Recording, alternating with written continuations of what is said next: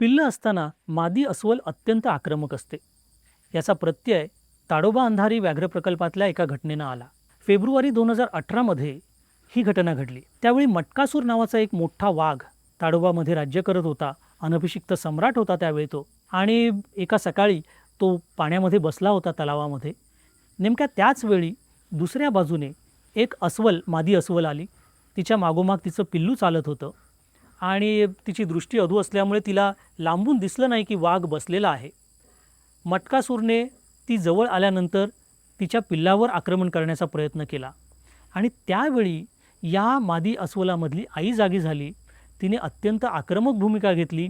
पिल्लाला तिने इशारा करून मागे पळून जायला सांगितलं आणि ती थेट मटकासुरावर, जो त्यावेळेचा सशक्त अत्यंत मोठा असा वाघ होता, त्याच्यावरती चालून आली.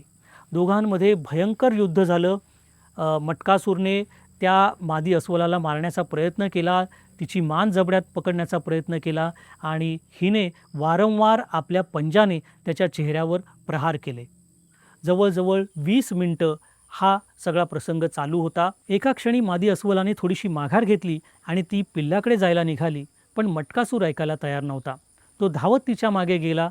पुन्हा एकदा अस्वलाने मागे वळून त्याच्यावर प्रहार केला. एकमेकांवर दोघे पुन्हा पुन्हा प्रहार करत राहिले आणि बराच काळ हे युद्ध चालल्यानंतर अखेरीस मटकासुराला थांबावं लागलं. त्याला तिचा नाद सोडून द्यावा लागला. या मादी अस्वलानं आपल्या प्राणांची पर्वा न करता वाघाशी संघर्ष केला आणि आपल्या पिल्लाचे प्राण वाचवले.